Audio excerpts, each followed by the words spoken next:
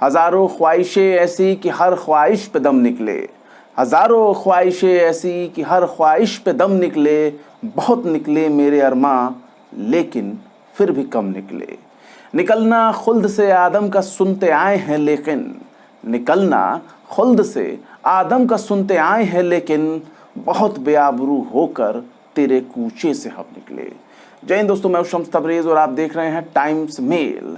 साल 2014 के बाद जब बीजेपी सत्ता में आई तो पता चला वो सरकार दरअसल भाजपा की नहीं बल्कि एनडीए गठबंधन की सरकार थी। एनडीए का मतलब नेशनल डेमोक्रेटिक अलायंस यानी राष्ट्रीय जनतांत्रिक गठबंधन, और इस गठबंधन में एक दो नहीं बल्कि दर्जनों पार्टियों का समागम था, संगम था, और ये आज भी है। इसके बाद बीजेपी ने धीरे धीरे कई राज्यों में सरकारें बनाना शुरू कर दिया। छोटे छोटे दल इस बात से ज्यादा खुश थे कि दिल्ली की राष्ट्रीय पार्टी उनके साथ गठबंधन बना रही है, उनके लोगों को मंत्री पद दे रही है और राज्यों में बाकायदा सम्मान के साथ सरकार में हिस्सेदारी दे रही है। लेकिन जब धीरे धीरे वक्त गुजरता गया तब पता चला कि बीजेपी गठबंधन की इलाकाई पार्टियों के साथ बहुत बड़ा धोखा कर रही है, जिसे आम बोलचाल की भाषा में दगाबाजी कहते हैं, धोखेबाजी कहते हैं और विश्वासघात कहते हैं।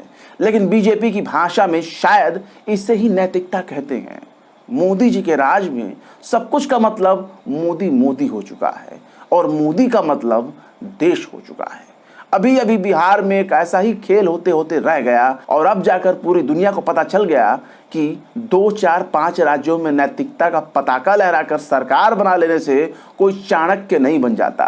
खासकर उस राज्य में खुद को चाणक्य कहना किसी मूर्खता से कम नहीं जिस राज्य से सीधे चाणक्य का ताल्लुक रहा हो। गोदी मीडिया के भोपू एंकर चीखते रहे, चिल्लाते रहे, चित्कारते रहे, लेकिन बीजेपी को उसी की सहयोगी पार्टी ने ऐसे दुत्कार कर भगाया कि बीजेपी की सरकार ही खत्म हो गई। नीतीश कुमार ने बीजेपी को कायदे से समझा दिया कि देखो बबुआ, ये बिहार है, बिहार वालों को महाराष्ट्र वालों की तरह अनाड़ी तो बिल्कुल भी नहीं समझना। नीतीश बाबू ने अपनी तमाम गिले शिकवे भुलाकर लालू के साथ ऐसा हाथ मिलाया कि बीजेपी चारों खाने चित्त हो गई। बीजेपी को बहुत देर में समझ में आया कि नीतीश कुमार ने उनको बिहार में कहीं मुंह दिखाने लायक नहीं छोड़ा।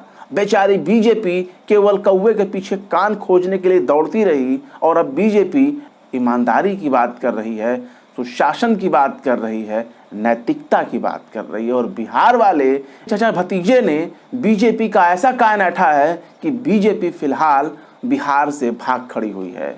वहीं लगातार इस बात के भी कयास लगाए जा रहे हैं कि CBI, income tax, ED, CD, DVD किसी भी वक्त पटना में धावा बोल सकते हैं और सरकार बनाने की मुहिम में बिल्कुल लग सकते हैं हाथ पैर धोकर। बीजेपी की सरकार ही बिहार से पैदल हो चुकी है। लेकिन सबसे बुरा तो पापा की परियों को लग रहा होगा, जो दिन रात अपने पापा का भजन कीर्तन करती रहती थी, अपनी आंखें सुजा लिया करती थी, मोटी मोटी कर लिया करती थी। लेकिन इस वक्त उनकी आंखें नीतीश और तेजस्वी को देखकर बिल्कुल ही लाल हो चुकी हैं, मानो नीतीश ने बीजेपी से गठबंधन तोड़कर पापा की परियों का दिल तोड़ दिया हो। हाय रे बीजेपी, हाय रे भाजपा और हाय रे नीतीश कुमार। दरअसल इसकी शुरुआत तो रमजान के महीने से ही हो गई थी। रमजान की जितनी खुशी रोजेदार मुसलमानों को नहीं हुई होगी, उससे ज्यादा खुशी तो आरजेडी और जेडीयू में थी। यानी सबसे ज्यादा खुशी नीतीश और तेजस्वी में थी। एक दूसरे के विपरीत होने के बावजूद भी बार बार एक दूसरे को दावत इफ्तार देना ये बात कोई मामूली नहीं थी, किसी बहुत बड़े उलटफेर का ही इशारा था।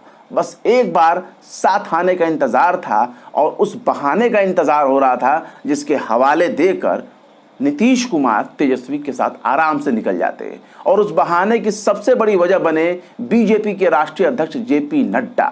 नड्डा ने बिहार में अपने कार्यक्रम में बोलते हुए एक भविष्यवाणी कर दिया कि आने वाले दिनों में तमाम छोटी सियासी पार्टियों का सूपड़ा साफ हो जाएगा, केवल और केवल बीजेपी का ही वजूद कायम रहेगा, बाकी क्षेत्रीय पार्टियां ही खत्म हो जाएंगी।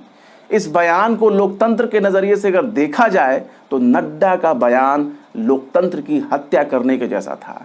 लेकिन नीतीश ने इस बयान को बहुत ही गंभीरता से ले लिया और पूरी की पूरी सरकार ही पलट दी। ना रहेगा बास ना बजेगी बांसुरी। सबसे गौर करने वाली बात यह है कि नीतीश कुमार ने अपनी ही पार्टी के एकनाथ शिंदे को पहचान लिया था और उसे पार्टी से निकाल बाहर किया, वरना किसी भी वक्त नीतीश बाबू के साथ महाराष्ट्र वाला कांड हो सकता था। इससे पहले कि जेडीयू में सेंधमारी की शुरुआत होती, गोवा और सूरत के होटलों की बुकिंग शुरू होती, उससे पहले ही नीतीश कुमार ने रावड़ी निवास में अपने सारे पत्ते खोल दिए। शतरंज की बिसात पर नीतीश ने मोदी और शाह की जोड़ी को बुरी तरह से मात दे दिया और इतनी चालाकी से मात दिया कि मोदी और शाह जी यानी दोनों वाले जी बिल्कुल मुंह ताकते रह गए, बस मुंह ताकते रह गए और नीतीश ने तेजस्वी के साथ अपनी सरकार बना ली। नीतीश बाबू 8वीं बार मुख्यमंत्री बन गए बिहार के और तेजस्वी यादव दूसरी बार उप मुख्यमंत्री, और रह गई बीजेपी जो नीतीश के इस कदम को धोखेबाजी बताती रह गई, नैतिक पतन बताती रह गई, दगाबाजी बताती रह गई, सुशासन का अंत बताती रह गई। वैसे भी महाराष्ट्र महाराष्ट्र है और बिहार बिहार है। एक कहावत बड़ी मशहूर है, 100 पर भारी बस एक बिहारी, और दोनों बिहारियों ने मिलकर गुजरात के मॉडल को बुरी तरीके से पंक्चर कर दिया और यह भी समझा दिया कि आपकी सारी चालाकी, तमाम चाणक्य नीति केवल उधर ही चलेगी, इधर नहीं, क्योंकि इधर बिहार है।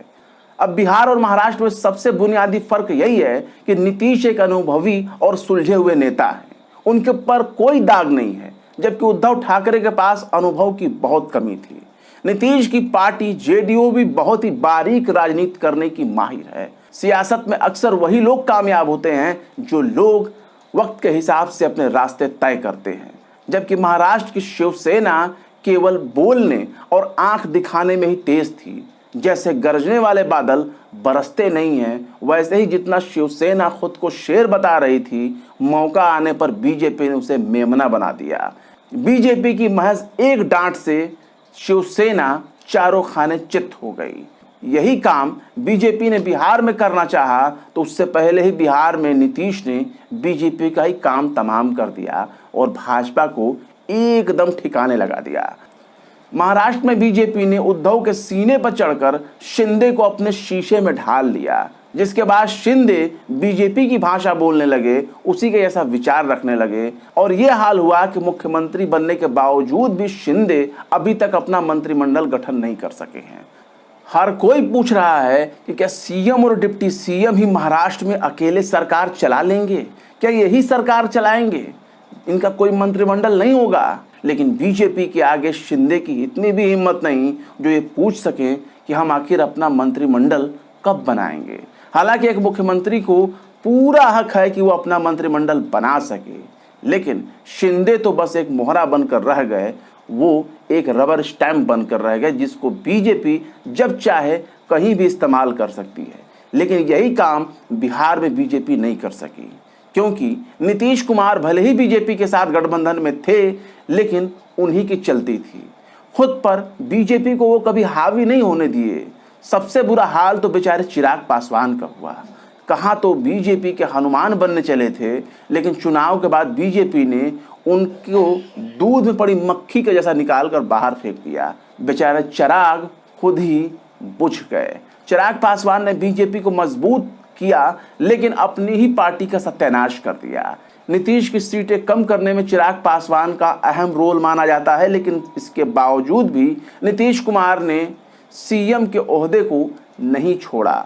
लेकिन एक बात तो बिल्कुल सच है, बिहार में सरकार चाहे किसी भी पार्टी के साथ बन रही हो, लेकिन मुख्यमंत्री का सेहरा तो हमेशा नीतीश के सिर पर ही सजेगा, चाहे कोई कुछ भी कर ले। नीतीश ने बहुत ही चालाकी से कमल को वापस कीचड़ में धकेल दिया है।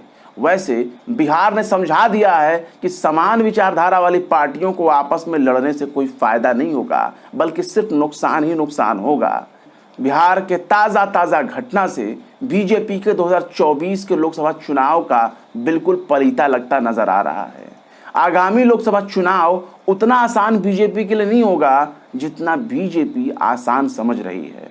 बहरहाल अहमद फराज ने भी क्या खूब फरमाया है, इन बारिशों से दोस्ती अच्छी नहीं फराज, इन बारिशों से दोस्ती अच्छी नहीं फराज, कच्चा तेरा मकान है कुछ तो ख्याल कर।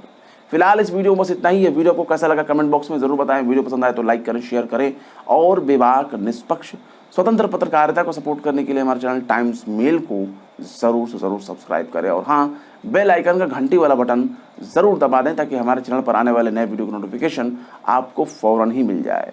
फिर मिलते हैं किसी और वीडियो में एक नई खबर के साथ। शम्स तबरेज को दीजिए इजाजत। जय हिंद।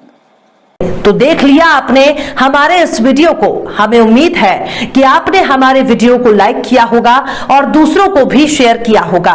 अगर अभी तक आपने हमारे चैनल टाइम्स मेल को सब्सक्राइब नहीं किया है तो जल्दी से सब्सक्राइब कर दें और बेल आइकन भी प्रेस कर दें।